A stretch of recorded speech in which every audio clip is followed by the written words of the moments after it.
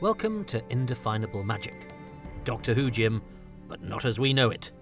Written and performed by me, Toby Haydock, a podcaster, not a doctor.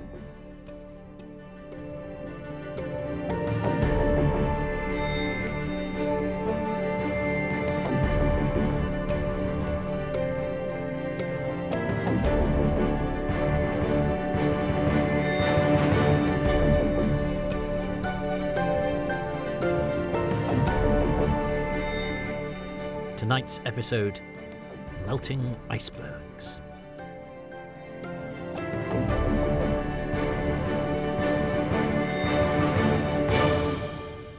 Great chunks of my past. Loss is a hollow, dull feeling deep inside, isn't it? The hole it creates inside us echoes with what-ifs and longing. I remember when my mum took me to buy a jigsaw, and I wanted to be all grown up and have one with small pieces, but she tried to persuade me to get one that was for younger kids, which I was, one with a cute picture of a cartoon dog. I insisted, though, and got the trickier one, which I'm not sure I ever completed, I don't think. I know, can't remember. I still remember that dog, though. I still contemplate it. I might have enjoyed having him in my toy box, and I felt guilty for rejecting him.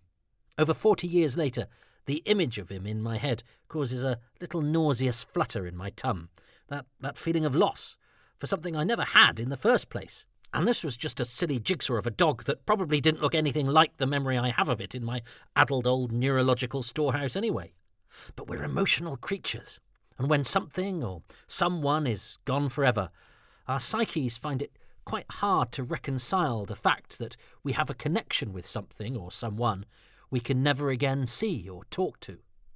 Friends of mine, I think, find it slightly odd that my Facebook or Twitter statuses are more likely than not to be about the death of a character actor whose heyday was in the 1960s than about, say, the fuel crisis or Live at the Apollo or even pre-Hartnell doctors.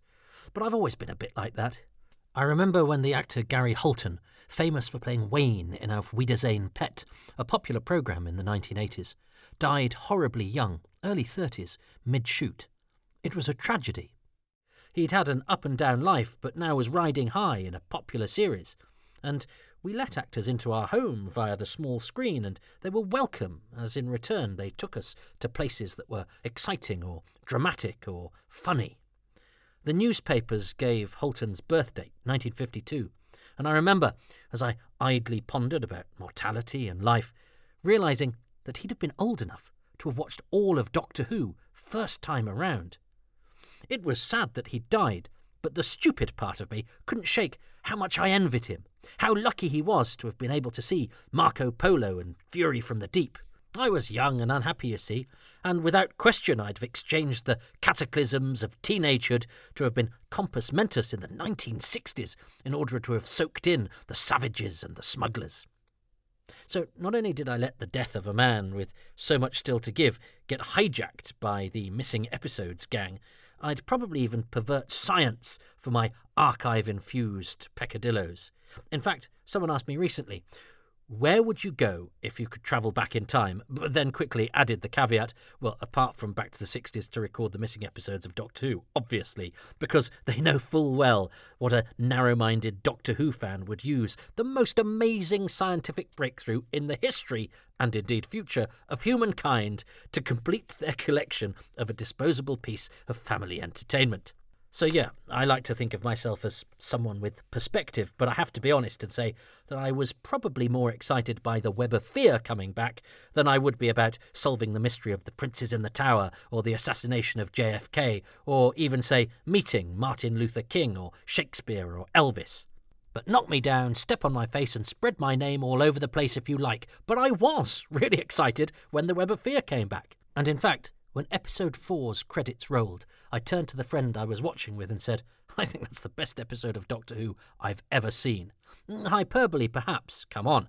I was drinking wine and watching something hitherto thought lost forever from the first Target novel I ever read. But it was a genuine feeling of elation. Not only was I watching a missing episode, but it wasn't disappointing. More on that later. In fact, more on the Web of Fear later. Let's go back in time.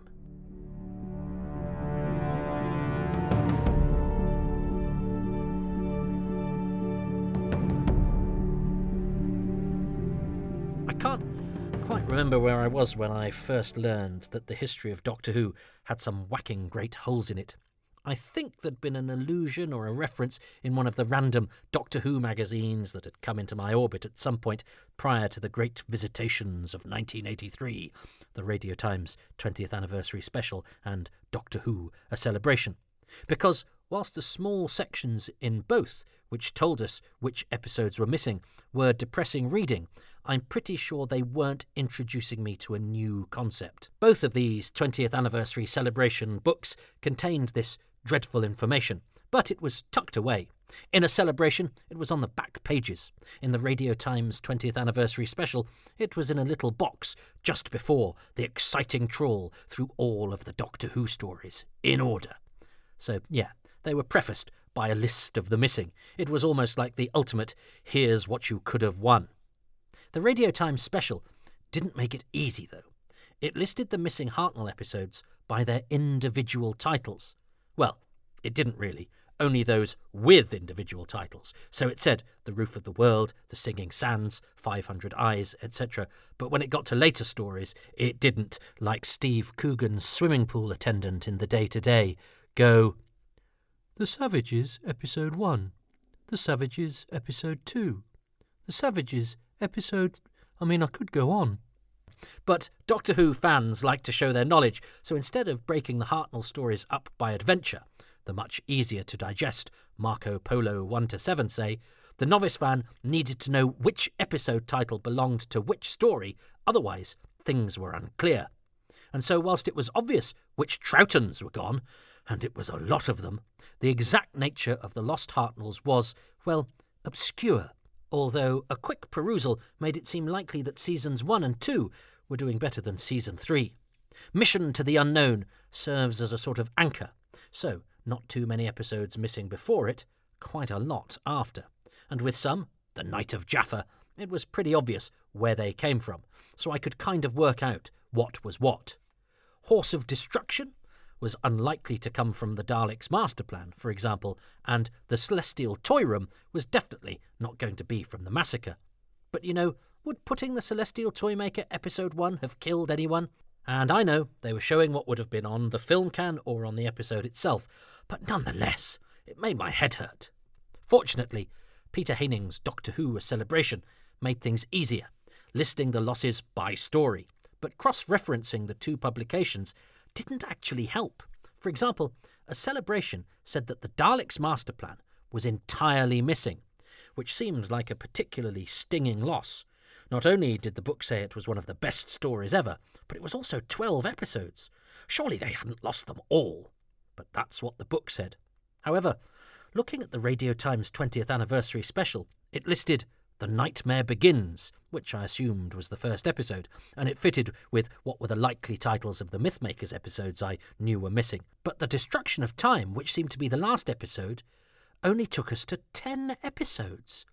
So, might 2 episodes have turned up in between the information in the celebration being sent to the printers and the Radio Times segment being put together? As I say, I wasn't a regular purchaser of Doctor Who magazine, so I had not seen the news that Escape Switch and Golden Death, episodes 5 and 10 of the Daleks' master plan, had been returned and were therefore not on the Radio Times list. All I could do was pore over those episode titles and try to make them fit by cross-referencing them with A Celebration. But the printed pages didn't tally. The next best thing was to write to the BBC. Of course, to leave no room for misinterpretation, I spelt it out using all the words necessary. And then some. Doctor Who A Celebration says none of the episodes of the Daleks' master plan exist, but in Doctor Who The Radio Times Special it says all the following episodes are missing, and I listed them all. These ones, and I listed them all, are the ones I think are from the Daleks' master plan. Does this mean that they missed off 2 episodes in the Radio Times Special? Yeah, assume someone's made a mistake, the immediate thought of any Doctor Who fan, or that 2 episodes have since been found. Sometime later, I got some BBC-headed notepaper with the legend, "Sorry, we don't have any lists available at the moment," scribbled on it. Handwritten. Combined with a Doctor Who production office bit of bump which had exciting things like a list of stories and the agents' addresses of certain actors, etc. But nothing about missing episodes. So, whilst I was impressed that the Doctor Who production team had its own headed notepaper with a TARDIS logo on it, and that they wrote to me, yeah, I was after missing episodes, not Ian Marter's agent's contact details. But anyway, unclear information aside, this was all I had to go on, and the extent of the losses was heartbreaking. I think I'd have taken it for granted that certain stories, because they were target novels, must still have existed. They were so familiar, and I'd read some of these books several times. The Abominable Snowmen, The Web of Fear, The Moon Base, still really thought of as Doctor Who and the Cybermen, but that's a different story. They'd been turned into novels, and my brain couldn't quite connect how that had been done if the episodes themselves had vanished. I mean, I knew about scripts and things, but it still didn't quite cohere for me. The books made these stories alive, so it seemed odd that they could also be, to all intents and purposes, dead. It's like putting you on the phone to talk to your grandmother and then telling you when you finished the conversation that she was cremated 10 years ago. So I was shocked that some of those Troughton classics were gone, especially those from Season 5, which was pretty well represented in the early target range. Yeah, stories I'd never heard of, like The Savages and The Mythmakers. That they should be in tangible dust now seemed less surprising. They'd never really existed in my head anyway. But Tomb of the Cybermen, The Ice Warriors... they say it's better to have loved and lost than never to have loved at all. But when you've fallen in love with something in book form and then been told the original is gone forever, well, it's like swiping right on Tinder and then turning up to the date to find a skeleton sitting opposite you at the restaurant table.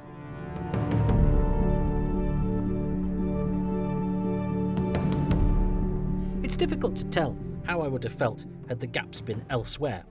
I'm sure we'd all be missing the Space Museum and the Chase right now if they didn't exist, and we certainly would then.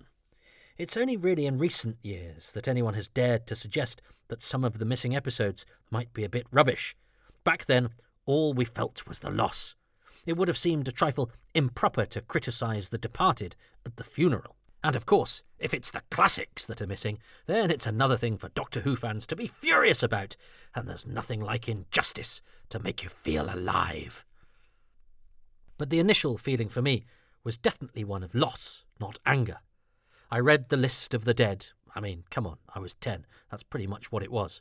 I mean, the irony is, this was before the boom of the home video market, so I was just as unlikely to see the Dalek invasion of Earth, which resided quite happily in the BBC archives, as I was the Macra Terror, which didn't.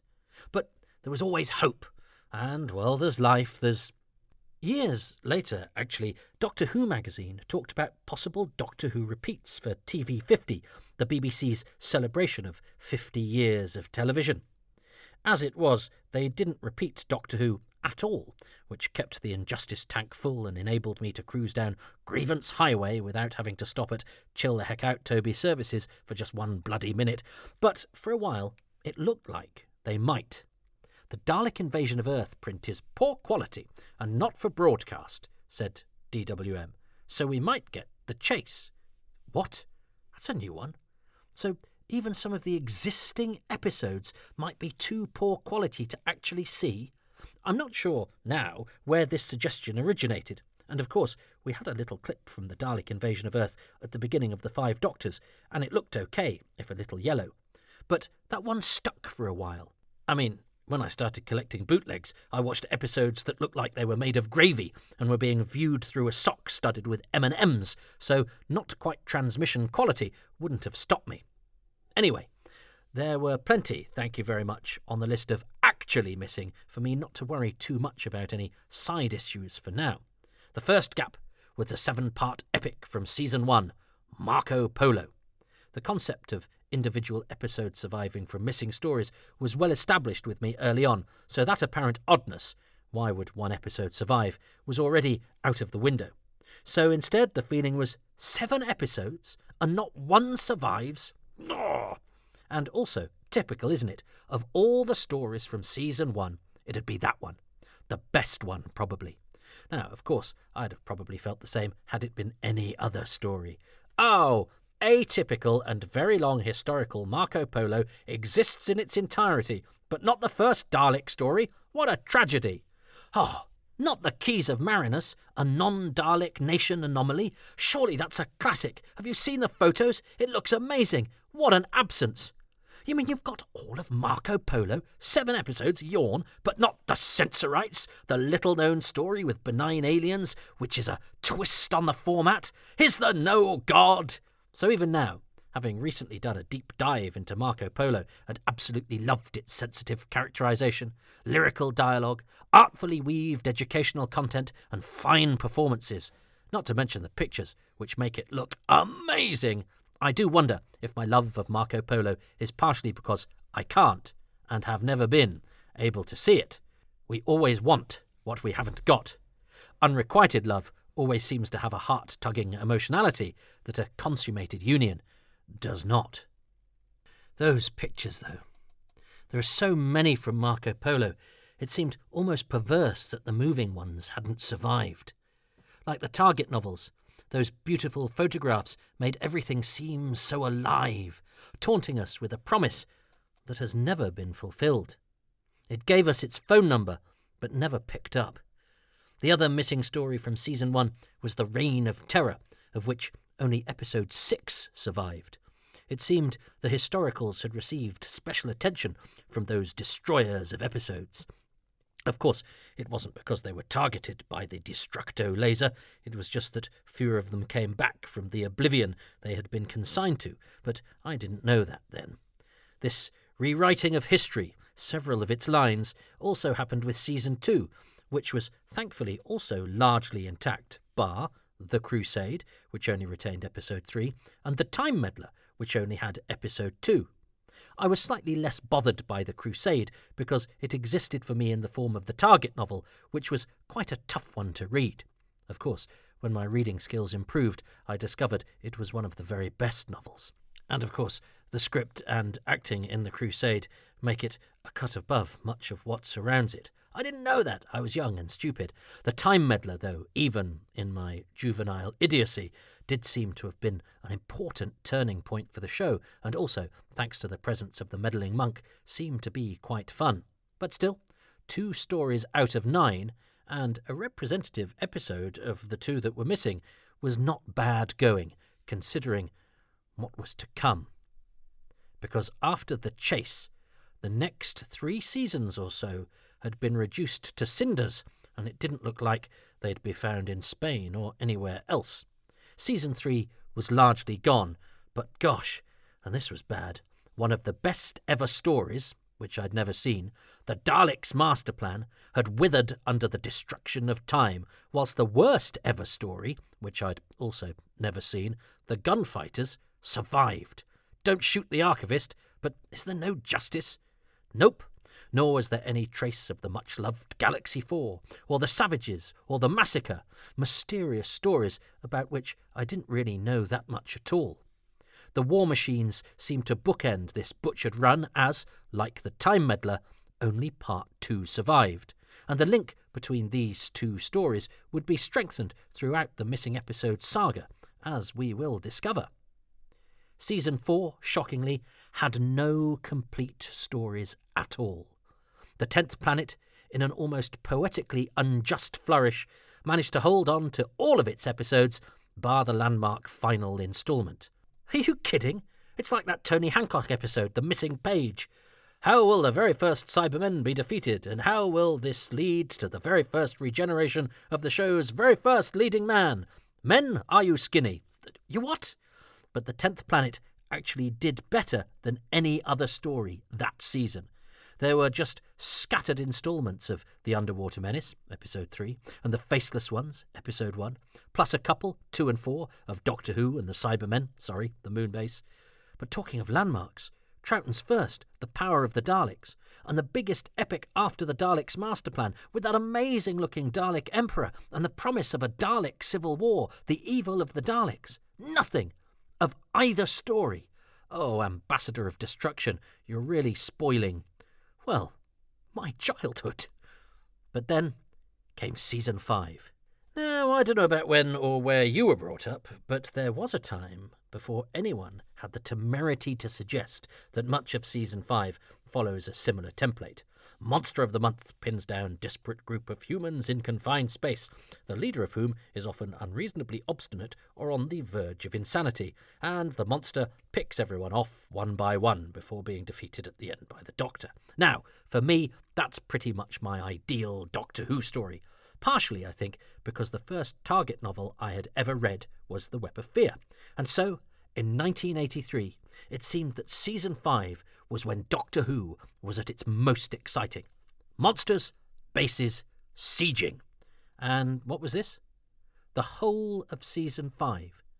All 40 episodes, awash with Yeti, Ice Warriors, and Cybermen, the monster season, the highbrains called it, not to mention different-shaped buildings in a state of different kinds of besiegement, was now represented by just 4 episodes. 4. Oh, the humanity. The Abominable Snowmen 2, The Enemy of the World 3, The Web of Fear 1, and The Wheel in Space 6. I mean, there's injustice, but this was of an apocalyptic level of unfairness. Season 6, at least, meant we had some complete Troughton stories, but how annoying that its most exciting-looking adventure, The Invasion, had a couple of niggling little instalments, 1 and 4, missing. But at least the Space Pirates had hung on to episode 2, so that was something, and there was no story from that season, of which we had no episodes at all. The list of missing Pertwee episodes in Doctor Who: A Celebration took some deciphering. These were listed as existing in black and white and or colour, so this required a bit of fastidious cross-reference. Some early ones looked like they'd only survived by the skin of their teeth and in black and white. Shame about Inferno and Terror of the Autons. Oh, and the Demons only has Part 4 in colour. That seems odd when it's such a famous one. Planet of the Daleks and Invasion of the Dinosaurs. Now, they were both slightly anomalous. In colour, Planet was all bar 3, and Dinosaurs was all bar 1. Planet, however, existed in black and white, whereas Dinosaurs didn't. But I was young. I couldn't quite understand what bar meant. Is it a type of film, like 2-inch tape, bar 1 film, or bar 3 format? It was only when I came back to the book after a couple of goes that I realised it meant bar as in except. I see. All of Planet of the Daleks exists in colour, bar episode 3. But that's okay, because we have it all in black and white. But, hang on, Invasion of the Dinosaurs has no episodes in black and white, so that means episode 1 of the story, not only does it not exist in colour, we have it all, bar 1, but it doesn't exist at all. We have a missing Pertwee episode. That seems cruel and mad. They're in colour, so close you can feel their flares. I'd kind of rationalised the disposal of ancient cobwebby black and white prints, but colour programmes look like modern programmes, and nobody today would be foolish enough to throw away modern stuff, would they? Of course, my reading that colour meant modern meant that I actually misunderstood the nature of the junkings. I think I thought nobody wanted black and white stuff because we didn't do black and white anymore, and those episodes did seem slightly dislocated from today's way of doing things. Plus, 20 years ago was ages, but 10, not so much. It was only much, much later that I discovered that actually loads of other programmes made in colour had been sent to the furnace in huge numbers, and that the Pertwee era missing just 1 episode was nothing short of a miracle. It's a good job there's not an active Dixon of Dock Green fan club, because if you thought Doctor Who fans were angry, I expect that, Dixonians, Dockers, the Sisterhood of Dock Green, would be apoplectic that out of 432 episodes, a grand total of 32 episodes of Dixon of Dock Green currently remain. And that's completely unreasonable. For Doctor Who fans, though, the missing episode saga is not short of miracles. Another Season 11 story, Death to the Daleks, was for some time missing the opening moments of episode 1, in which stuntman Terry Walsh gets shot by an arrow. But then a copy of the episode with that bit intact turned up somewhere else. But I still don't know why, of all the Season 11 episodes to have survived as a redundant black and white print, they stopped doing them probably on Dinosaurs 3 because Australia had colour telly and didn't need monochrome versions anymore.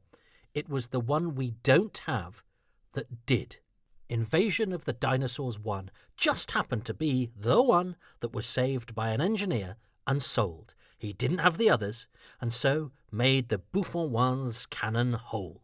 A miracle, a golden age completed, but not before a hoary old myth about it being destroyed by accident because it, episode 1, unlike the rest of the story, was called Invasion, and so was junked when the Troughton story of the same name met its fate.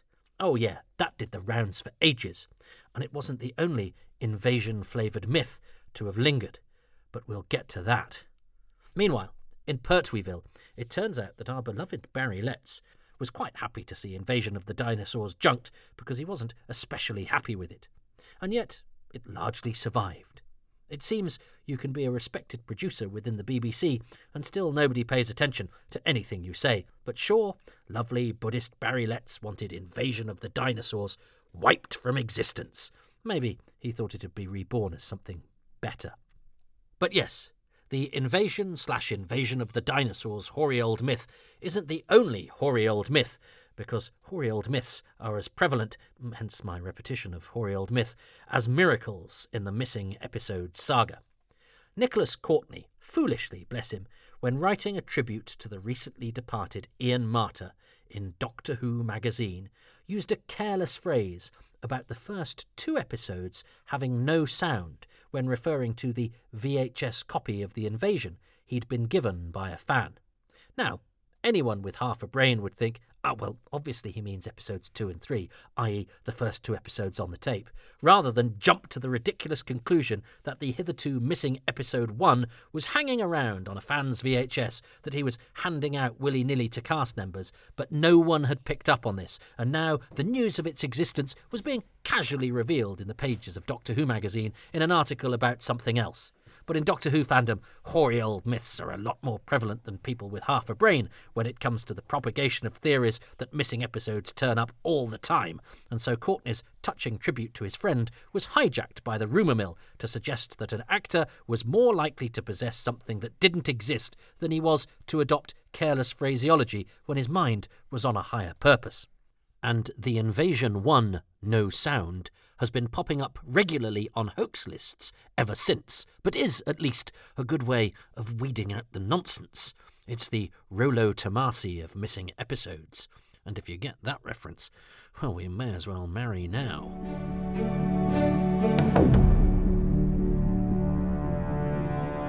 But episodes did, and indeed had come back without me knowing. I wasn't a regular purchaser of DWM in the early years, and so it was only when I was lent a bumper crop of back issues by a new friend that I discovered that the Celestial Toymaker 4 had come back, and the Wheel in Space 3 as well.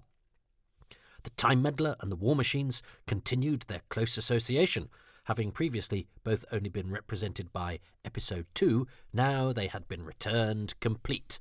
Well, or so I thought at the time.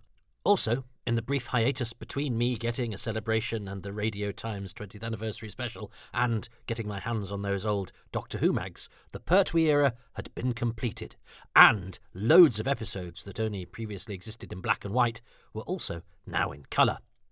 I think I have vague memories of the magazine announcing the return of the first 3 episodes of The Reign of Terror, because I think they unhelpfully printed a picture of the Crusade alongside the box out making the announcement.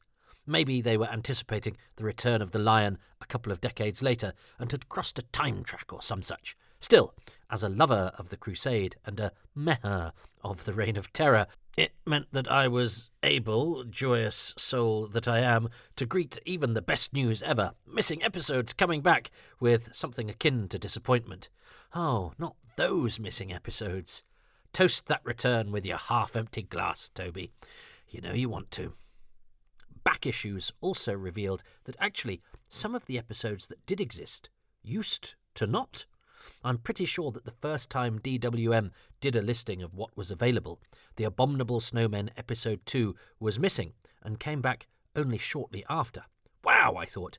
Imagine being alive when The Abominable Snowman 2 was missing, and then learning of the news of its return. How lucky are those people? God, no wonder envy is one of the 7 deadly sins. I soon found out what it was like, though, as over the years missing episode returns occurred and were featured in the magazine. I also got wind that there were colour copies of inferior quality of the Pertwees that only existed in black and white. I've watched in fascination as these have been restored over the years, with better results each time, using not one but I think about 3 methods of colouring. First, by laying the inferior video colour onto the black and white film print whilst tidying it up. Then second, the miracle of colour recovery, in which a genius discovered the colour signal was there all the time on the black and white prints, just turned down. And then 3, a mixture of those two, and old-fashioned hand frame-by-frame painting, which had to be done on the episodes where there was no possibility of colour recovery, like The Mind of Evil Part 1. But I remember when the whole of The Mind of Evil was the one Pertwee that was definitely not and never going to be in colour, bar the few moments from episode 6 that hadn't been recorded over on one of the domestic home recordings that had survived or something. And that seemed okay. The Mind of Evil always seemed something of an anomaly anyway, and at least we could see it. And its great action sequences seemed to work on a black and white film print for some reason, and the clanking, cold prison environment's atmosphere didn't seem to be harmed too much by being rendered in monochrome. In fact, my first video copies of Terror of the Autons, Doctor Who and the Silurians, and The Demons were all lovely, off-air black and white tapings from Australia, and they looked good, crisp. Silurians and Demons especially worked on that filmic grayscale, and I still think that the slightly creakier colour courtesy of the home recordings doesn't look quite as good as the clean, gothic imagery of those monochrome days. Terror of the Autons, the Doctor Who equivalent of a bag of rainbow dust, needs its colour in order to go pop, but a demon in a crypt is not a bad thing in black and white. Colour-wise, though, the change in quality between episode 3 and the colour from episode 4 that comes in at its climax shows the difference in what we're being given. And if all the episodes of The Demons look like episode 4, which has always existed in colour, then maybe I'd be happier. But that's because I'm a Doctor Who fan, and even miracles come with a qualification or two. But isn't it amazing that an era I had pretty much reconciled myself to existing in a compromised form has now been almost entirely returned to something approaching full colour? And I would be hugely surprised if when Invasion of the Dinosaurs Episode 1 comes to Blu-ray, it hasn't been hand-coloured, thus giving us a full house of kaleidoscopic colour for the karate caperer. And surely only Doctor Who could produce a fandom who, and we need to remind ourselves of this, can discover a brand new technique to restore black and white episodes back to their original colour and apply that to the episodes in question. Let's just remind ourselves. A fan was watching a black and white episode and noticed the pinky red hue that seemed to dance subliminally on the image, and reasoned that that was a dormant colour signal that had been turned down when the black and white copies were made, and not turned off as they were supposed to be, and that's the subtle difference. I mean, that's fiendishly clever, and a pot of gold that wasn't just at the end of the rainbow, it possessed all of its colours too. To have one method of restoring lost colour to black and white episodes is one thing, but 2? Oh, fandom, you're showing off.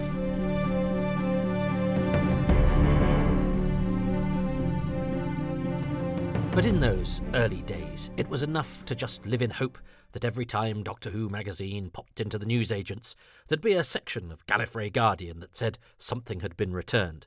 And if such miracles did happen, then I, and this is horrific, amended my page of Doctor Who A Celebration, crossing out the bar 1 after Invasion of the Dinosaurs, writing 5, 10 next to the Daleks' master plan and putting a line through none, and crossing out 1, 2, 3 of the 10th planet and adding all. What? Why? Come on, Toby, the 10th planet 4 doesn't exist to this day. Yes, well, man who clearly doesn't even have half a brain here fell for a hoary old myth as it was being perpetuated.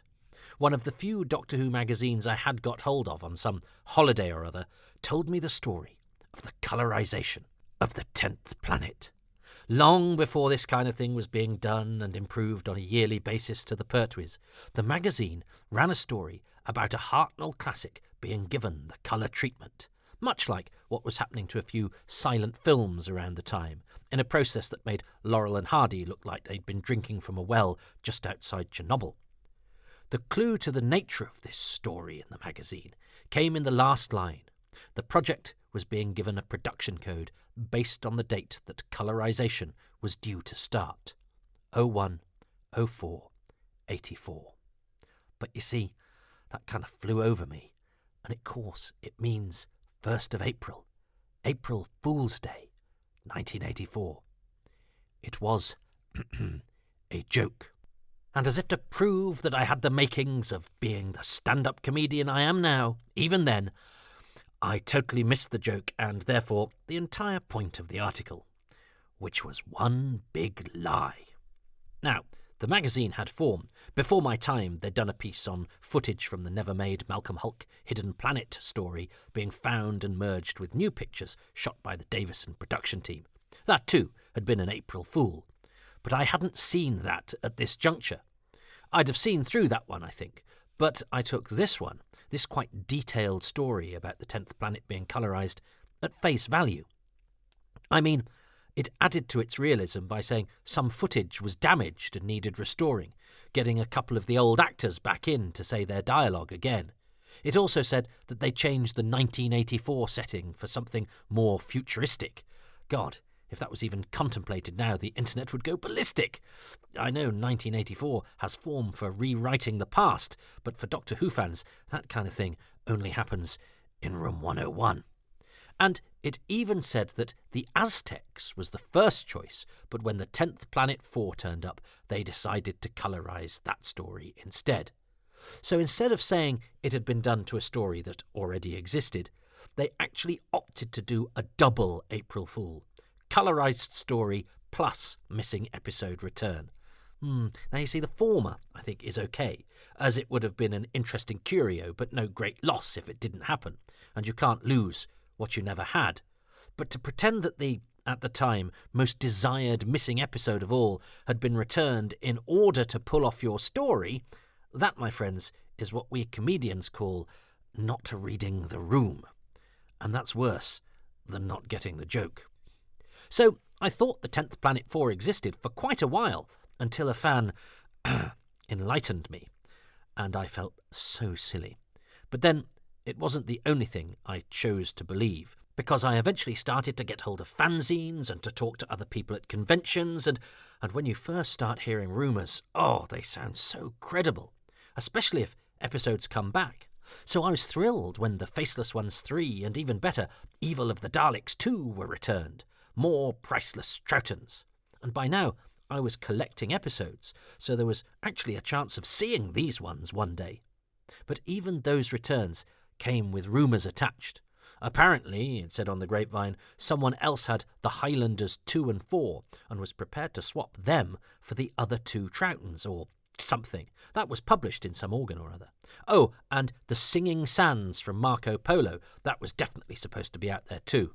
Now, I've recently been told by a friend in the know that all that stemmed from when The Faceless Ones 3 was shown at a screening, and it was introduced with the host joking, "Sadly, we haven't got our copy of The Singing Sands, so we'll have to show you this instead." Now, an obvious joke, taken at face value and then perpetuated as facts. Doctor Who fans not getting the joke. Ha! I mean, really. And look, I've never seen the 10th Planet 4, or the Singing Sands, or even the Highlanders 2 and 4, which all remain resolutely lost. But I did eventually get to see The Faceless Ones 3 and Evil of the Daleks 2 when they were shown at a convention. The same convention that, I think, which opened with the announcement of the return of the Ice Warriors 1, 4, 5 and 6, which seemed like an incredible haul, and more Season 5. I remember convention organiser Andrew Hare saying, Episodes 1, 4, 5 and 6, and in that split second I entertained possibilities. What could it be? Power? Fury? And then Ice Warriors came out of his mouth from nowhere. Though I did once have a dream in which the Icebergs came back, and remember waking up very disappointed that this delightful occurrence had only happened in the land of Nod. Nowadays, I dream of drinking and smoking, and wake up delighted that only my subconscious was having a toke on those addictive substances I've put behind me. So that's one of the rare occasions that, as an older person, you can wake up happy. Anyway, haha, The Faceless Ones 3. Now that was very exciting, because I'd been disappointed by Part 1 when I'd seen it. It seemed oddly cut and low on incident. This episode, though, was fun and action-packed, and it had the key characters of Sam Briggs and Inspector Crossland who weren't in Part 1. But the Prime Hall was definitely Evil of the Daleks too, part of an unassailable classic, which proved to be every good as a viewing experience as it was an imagined one, even in a relatively low-key early instalment. But that scene where the Dalek confronts the Doctor, oh, chef's kiss. Now, I mentioned Faceless Ones 1. My bootleg copy of that was from the alternative print of the episode, which is slightly cut by the Australian censors. I mean, yes, the miracles are lovely, aren't they? But what are the chances of the Faceless Ones Episode 1 surviving not once, but twice? We have 2 copies from 2 different sources. How annoying is that? And the one I had was from Australia, I think, yes, and cut. In fact, thinking about it, Episode 1 of the Faceless Ones, that's probably the last always available episode of Classic Who that I saw in full, because it wasn't until it came out on VHS in one of the range's very last releases that I saw the proper copy, with those few short moments absent from the Australian print, an injection here, a zapping there, but most importantly, the odd glimpsed, gnarled alien hand here and there, back in. And do you know what? Those few snatched seconds really made the episode. Just a small handful of moments, and moments of full hands, which augmented the slow build-up with flashes of horror and creepy imagery, and suddenly a plodding scene-setter was an exercise in creeping menace. And I'll never be rude about the Faceless Ones 1 again. And if it looks like I am, it's probably just my alien double or something. But it's not the only episode I've experienced with bits missing. The Time Meddler and the War Machines came back, and how lovely was that? But it turns out that both of them have missing sequences. In the case of the Time Meddler, however, like the Faceless Ones, there were alternative, fuller copies of the first 3 episodes knocking about, and so the missing gaps could be filled, leaving only Part 4 with a short death scene still unavailable to us to this day. The War Machines, however, has had to be patched up, and the big fight scene in Episode 3 has been rebuilt from clips sourced from censors elsewhere, but still has portions missing. Probably really exciting and well-realised bits, if history tells us anything. But the restoration team have done a great job rebuilding it, and I actually bought the VHS when I was a poor student because I felt it my duty to buy these when they came out in order to encourage the BBC to do this kind of thing when and wherever possible. And again, it was a bit like watching it anew, even just having a few extra seconds here and there. And it emphasises just how lucky we are to have the soundtracks of every episode.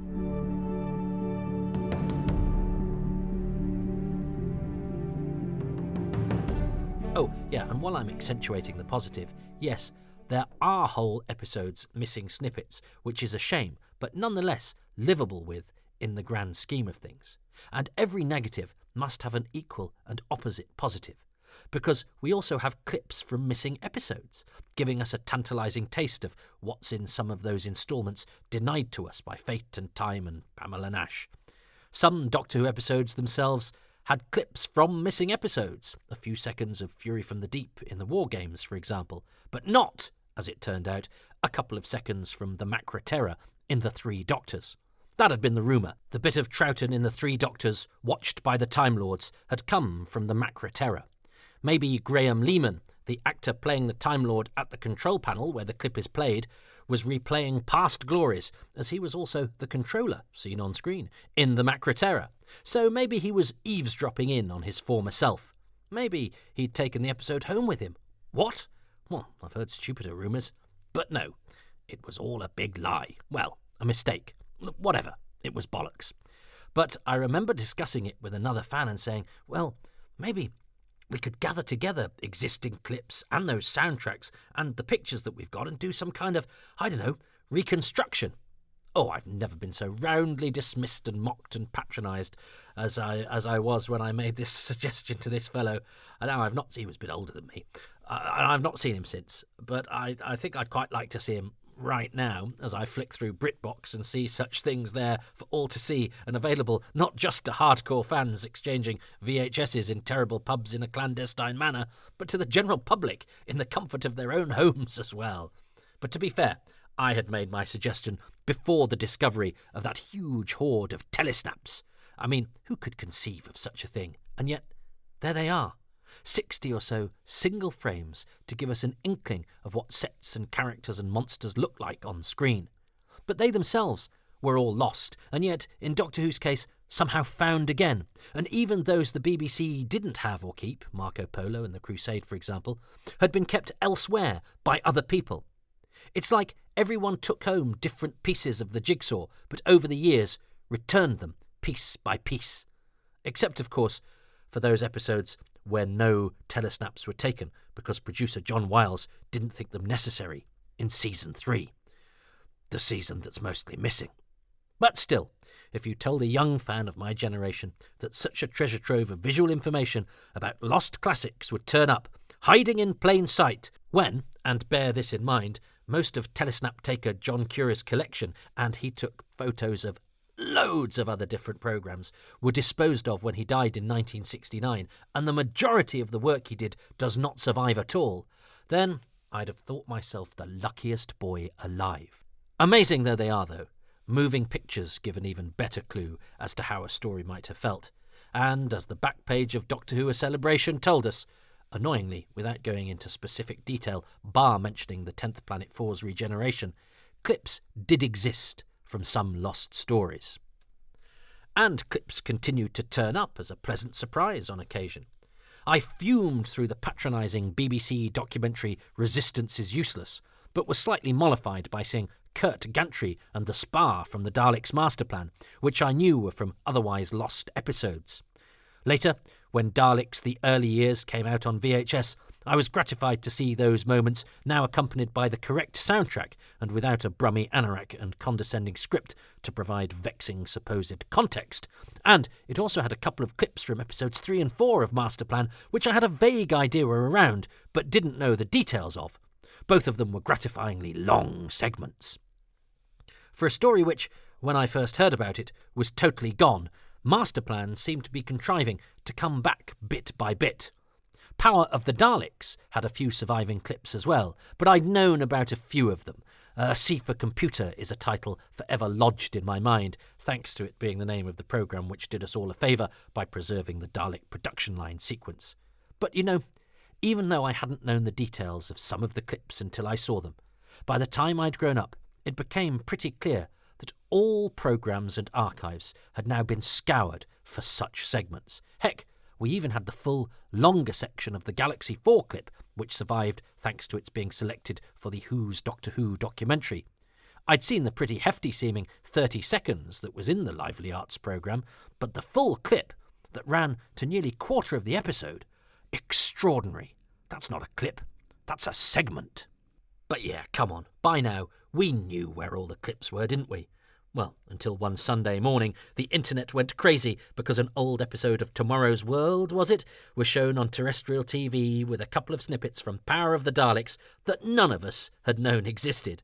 After years and years of experts turning over every stone and accounting for every surviving morsel of the show, here was a bit nobody knew about that just popped onto national television in front of everyone without any hint of ceremony. So, you know, it's always worth checking. Because if a picture can tell 1,000 words, then a clip can, something about a missing episode. Now, I'd seen that longer Galaxy 4 segment, finally, when the BBC Ice Warriors collection had come out on VHS, accompanied by a documentary showcasing fragments, with Galaxy 4 the centrepiece due to its length. But that wasn't all.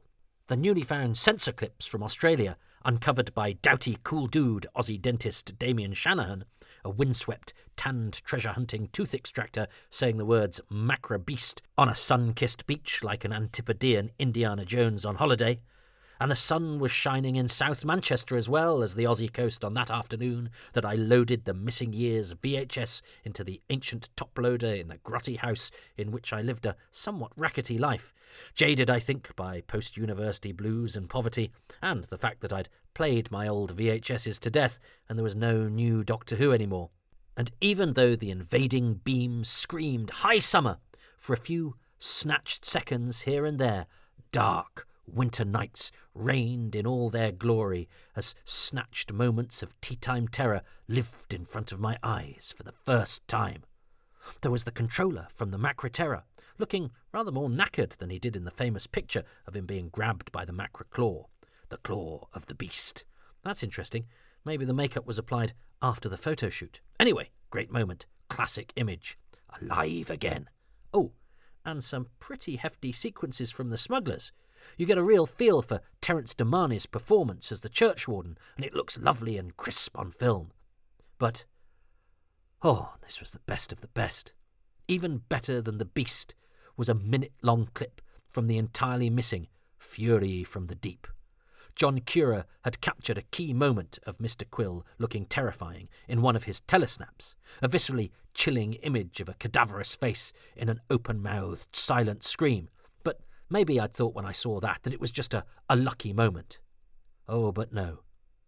As Mr. Oak and Mr. Quill stepped forward in this clip, Dudley Simpson's potentially comic percussion suddenly becoming clunking, abstract terror, and Bill Burridge as Mr. Quill's face morphing from impassive to malevolent to, oh my Christ, that's terrifying, and he's rocking forwards and backwards, and the cutting between his black-lipped open mouth and that of John Gill's Mr. Oak is just so unsettling and terrifying. My God, I'm 24 and I've never been as spooked by a moment of Doctor Who as I have until this sunny afternoon in Manchester.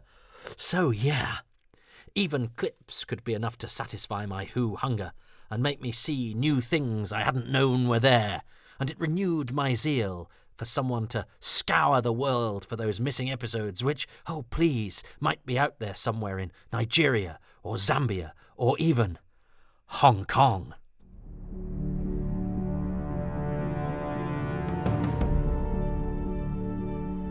And what about Tom Baker, Terror of the Zygons? There was a famous missing scene from the beginning of Part 1, cut because the technology wasn't good enough to create the invisible TARDIS effect. But, nonetheless, it was filmed Doctor Who that we didn't have, except then somebody found the soundtrack in one place, the pictures, albeit black and white, in a different place with a different person, and then, of course, the technology was such that the effect could be improved and the black and white footage could be recoloured. So suddenly something that was missing in all sorts of different places, even when it came back not quite complete, could be assembled and presented in all its glory, as it now is on the DVD. Remarkable. But I thought maybe clips would be all we'd be getting.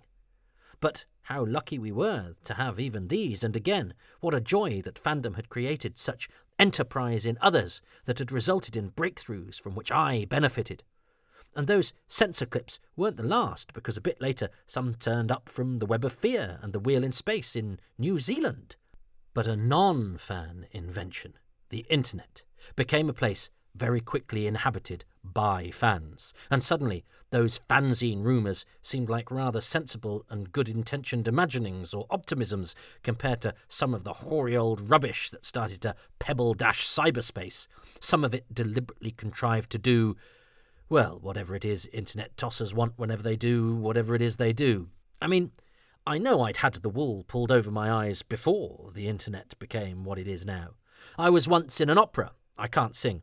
I played a mute, which a friend said was like playing a eunuch in a porno film. But anyway, one of the gentlemen in the chorus of this opera swore blind that he'd pulled a bloke in Brighton who had power of the Daleks and that they'd watched it.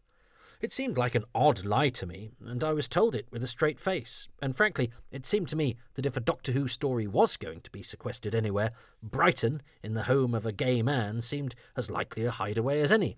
And before you say anything, some of my best friends are gay men who live in Brighton, and they are all Doctor Who fans. Another guy I once knew swore he'd seen a couple of episodes of The Highlanders, but before he was a proper fan, and so he didn't know that they were missing. Now that seemed plausible. I mean, there'd been that rumour, hadn't there, of episodes 2 and 4, and if he saw them before he was a fan, why would he lie to me after he became one? I know. I'm not quite sure of the logic of that now either, but it seemed fair enough at the time, and I swear a fan at a convention told me he knew someone who'd seen the Macra Terror. You could see the wheels of the car that the Macra was built over, apparently, except of course the Macra was meant to be the size of a car, not played by one, but I didn't know that then and it all seemed quite real. I was too open to suggestion to believe that the Macra rumours should not exist and that there was actually no such thing as the Macra Terror anymore. I didn't have any reason not to believe these people, except, of course, that people lie. They look you in the eye and they lie. So, actually, well done to them, because that's actually quite hard.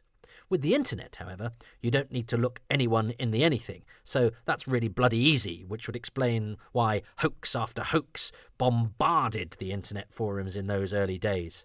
But maybe this one has an element of truth to it, I'd think, stupidly.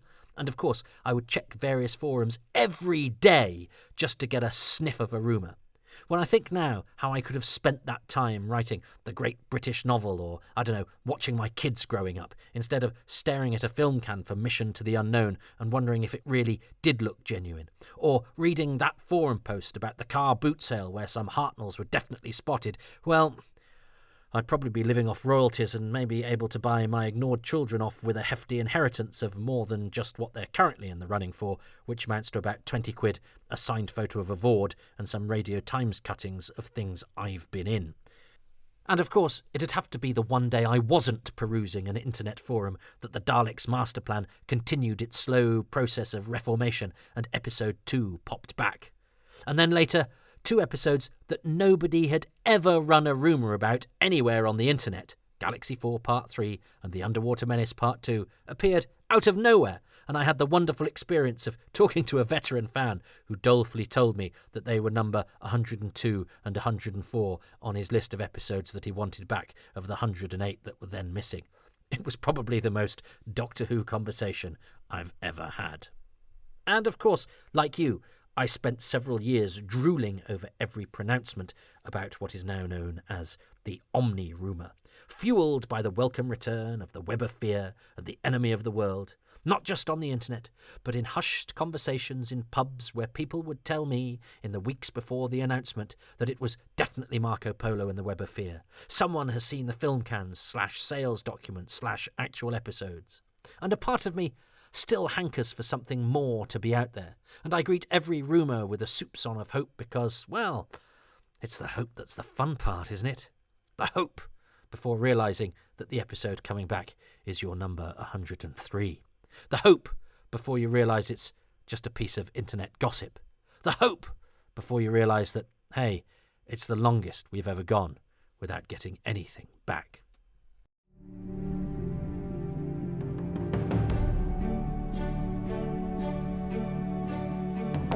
I suppose my love for the missing episodes is a bit like my love for, say, Elizabeth Sladen. I'll always love her because, well, I never met her for starters. Oh, I've had many an unrequited love in my life, but we may as well roll them all into Miss Sladen for the purposes of this illustration. Unlike the love affairs I've had that have failed, with Elizabeth Sladen, well, we never got to that point, where one of us started to annoy the other, where my messiness got in the way, or she tired of my habit of getting to the train station at least 40 minutes before the train we were heading for, because, well, it's better to be safe than sorry, and for God's sake, why didn't you think to pack all that yesterday, and why are you only now looking for your bloody purse, and etc., etc., etc. Had I always been able to see Marco Polo, maybe I'd find it a bit slow, whereas what I can't see is the elegant and thoughtful and the poetic. Maybe the mysterious, beguiling delegates of Mission to the Unknown and the Daleks' master plan would look like slightly shambling actors jostling for space inelegantly, rather than the myriad of unknowable weirdos the still photos promise. Yeah, and I know we've got some shots of them now in episode 2 of Daleks' master plan, but Mission to the Unknown is still really ground zero for delegate action, and it could be terribly disappointing. And maybe the doom-laden, religiously themed The Massacre would just be like a very talky BBC play, and not the superbly dramatic treatise heavy on atmosphere I imagine it to be because I can't see it in the dark, and so it seems a lot sexier than it might in the cold light of day. Because it's the thrill of the chase, isn't it? I mean, not the thrill of the chase. The chase is very silly indeed in a lot of places and very, very clumsily directed. But actually, while we're on the chase, maybe if it was missing, in our mind's eye, Dracula's House of Horrors would be a sorely missed visit into the realm of the nightmarish and cinema's greatest horror icons, rather than the mess we are confronted with, thanks to us having the ocular proof. So maybe, when the show wasn't on anymore, and I could easily have sought pleasures elsewhere, maybe it was the hope of uncovering a valuable segment from the past that kept me going as much as, no, maybe even more than, the hope that the series would come back. Because we can all hope for a new manifestation of the show, but we don't have anything to go on there. But with the old stuff, we can find scraps of information, look at photos, speak to directors to get some idea of what it is that we're missing. It's like getting messages on social media from the person of our dreams who we've never actually seen. We put all our hopes and imaginings into them and conjure someone unfeasibly perfect because real life isn't intruding and ruining it with its botched camera moves, clunky sets, and uncomfortably staged moments of action. Because ultimately, we know from Doctor Who that it's often what you can't see that really provokes the imagination. The idea of the giant rat in the talons of Weng Chiang is much more exciting than its execution, so maybe the idea of Fury from the Deep is better than experiencing it. Those seaweed creatures could be this amazing, thrashing colony of devils, or it could be an uncomfortable visual effects man lamely wobbling a tentacle or two from underneath a load of bubble bath produced by the foam machine that didn't exactly make The Seeds of Death a nightmarish horror. And yes, when we did get those clips back, those split seconds of psychopathic suds were certainly better than I imagined. And so, well look, we just don't know. Tomb of the Cybermen, though, the Holy Grail, was certainly a story that people had built up so much in their imaginations, partly down to its existing visual remnants. Beautiful photos, especially of the cyber emergence from their tombs in that amazing Ealing set, that the actual thing was only ever going to be a disappointment.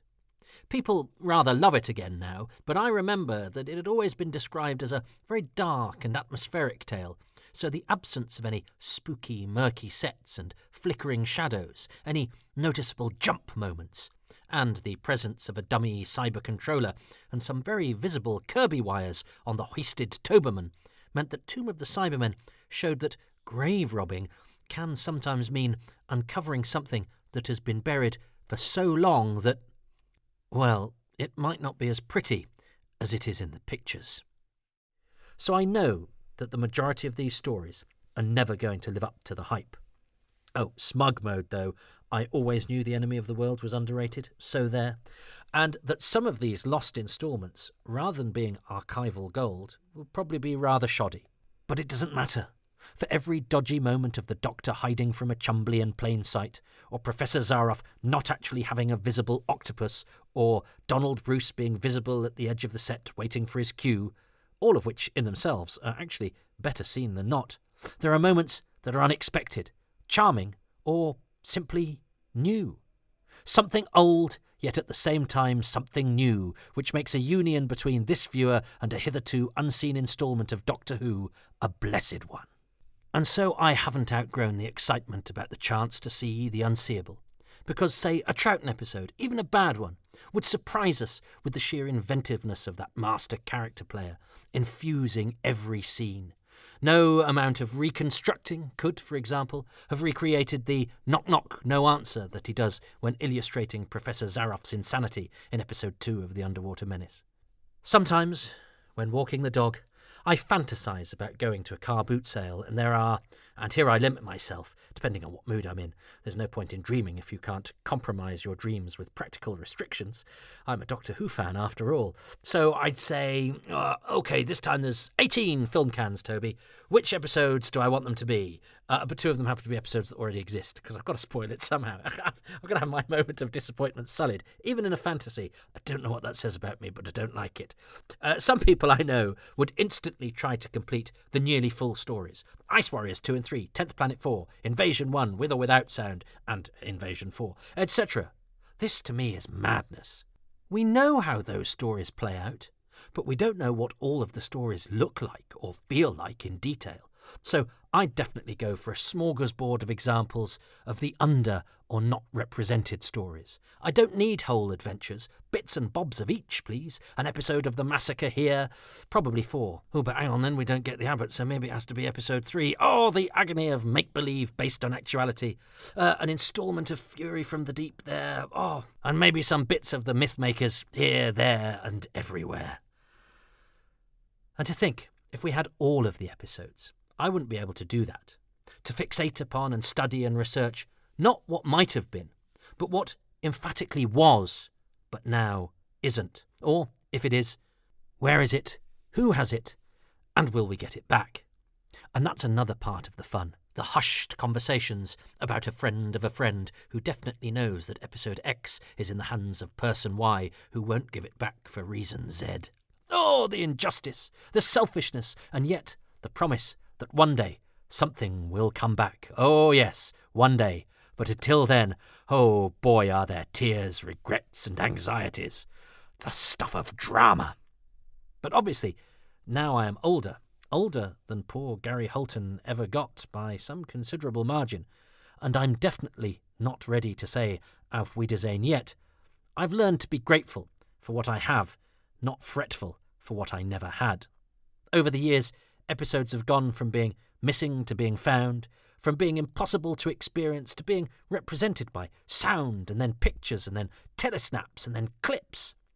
The history of the show pieced together in tantalising fragments, individual morsels of joy, somehow much more exciting than having them dumped in front of you by the plateful. And of course, it's that sense of loss, of missed opportunity, that adds drama to the absence. But it's an absence that, experience tells us, still comes with hope. And experience also tells us that there's no more or less likelihood of one episode turning up than another, and that a seemingly lowly instalment might contain more surprises or points of interest than an undisputed classic. The Daleks don't enjoy life because they fear the unknown, but we relish it. We want to dive into it, to study it, to fantasize about it. Some of the most exciting moments of my life as a Doctor Who fan have come because I have been given what I once thought I'd never have. And that wouldn't have happened had the BBC not indulged in the great film inferno of 1970 whatnots.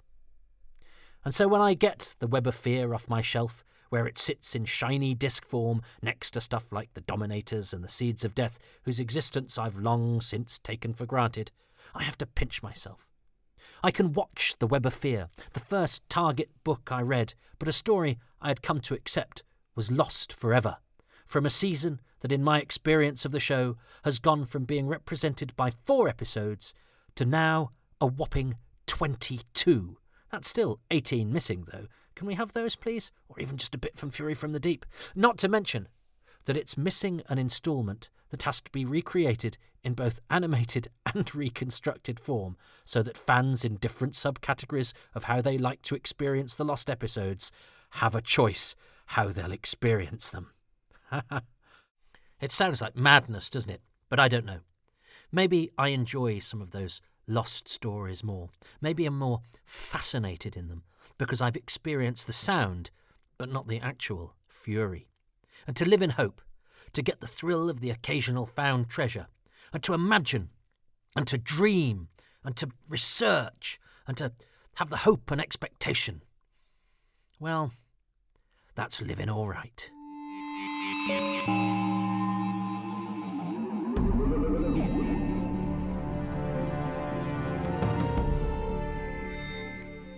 Indefinable magic. Melting icebergs. was written and performed by me, Toby Haydock.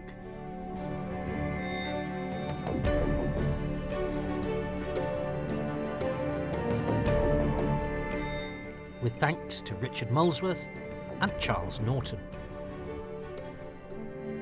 The podcast artwork is by Dylan Patterson, and the music for Indefinable Magic has been specially composed by Dominic Glynn.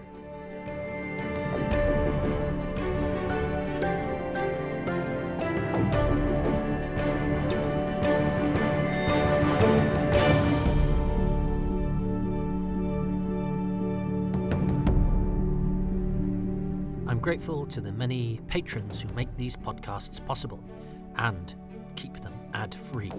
And those patrons include Ruben Herfindahl, Stephen Moffat, Peter Burns, Chris Phone, Peter Harness, Ronald Hayden, Rob Leonard, Christopher Meredith, Richard Straw, Neil Tate, Nick Tedston, Tim Arding, Chris Arkle, David, Nigel Brumley, Jenny at Bluebox 99, Paul Cook, Richard Chalk. Happy wedding, Richard, who got married very recently. Good for you. Peter Crocker, Rob Dawson, Grant Davidson, John Deere, Chris Dunford-Kelk, Paul Dunn, Jason Gorman, Siobhan Galichon, Chris Hyam, Ian Key, Joe Llewellyn, Ian K. McLachlan, Gavin McLean, The Missing Episodes Doctor Who podcast, Nathan Martin, Rick Moran, Graham Knott, Adam Parker, Barry Platt, Risto Matti Sarillo, Frank Shales and David Trainier.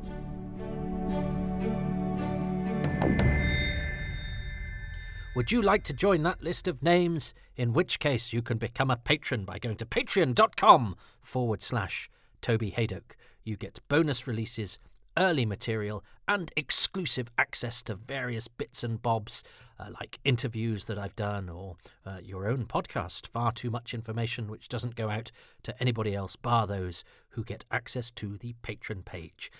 It starts from as little as £3 a month and you can get a 10% discount even on that if you join for a year. There are things to lure you up to the higher tiers, but most things are available at the lowest level. If you can't commit to a monthly thing, but occasionally want to show your appreciation in a financial manner, you can go to ko-fi.com/Toby Haydock and pay as much as or as little as you like at any time, and there's no commitment there, but that means you don't get any of the bonus stuff. Or you can do what is absolutely free and go to iTunes, Podbean, wherever you like, wherever you get your podcasts from, and give these releases 5 stars. That really does help, and if you could leave a few lines of review as well, that would be very, very kind. Unfortunately, on iTunes, these were released in the wrong manner. They weren't broken up into seasons, so I had to really explore the inner workings to work out what I'd done wrong. And that meant I happened upon the bit that says ratings and reviews, which I tend to sort of try and avoid, apart from getting the general spectrum. And it led me to discover that I could do with some help in Australia, thanks to someone who's taken a gin me. I'll just leave it at that. My rating could do with some boosting. If you're based in Australia and have iTunes, if you could go and give these 5 stars and say some nice things, that would help, where I've taken a bit of a battering. Thank you very much. Sorry to ask, but I know I'll just leave it there. Anyway, so yes, Australian ballast is what I need. Thank you very much.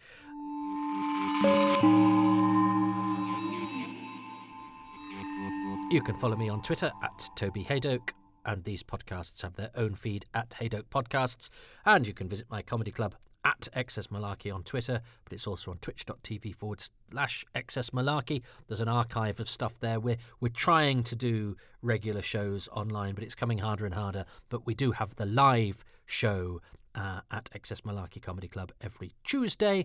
And the online stuff is still an archive at twitch.tv/Excess Malarkey. And I'm looking for ideas to put more things on that channel. Maybe some Doctor Who related stuff that just relies on me, because the comedy stuff needs other people. But I might need a bit of inspiration and a little more competence. But let's see what happens.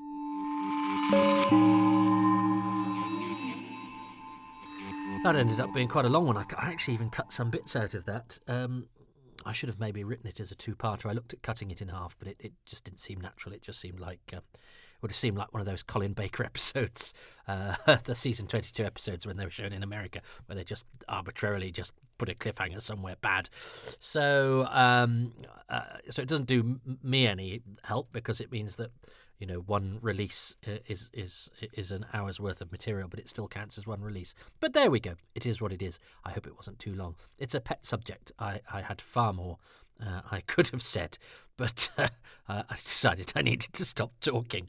But it's an endlessly fascinating story, the story of the missing episodes, and of those soundtracks as well, and how everything has sort of come back. I feel lucky in a way. As I say, that's the whole point of the thing, that you know, those episodes missing and coming back is in a way far more exciting than if they'd just all been there in the first place.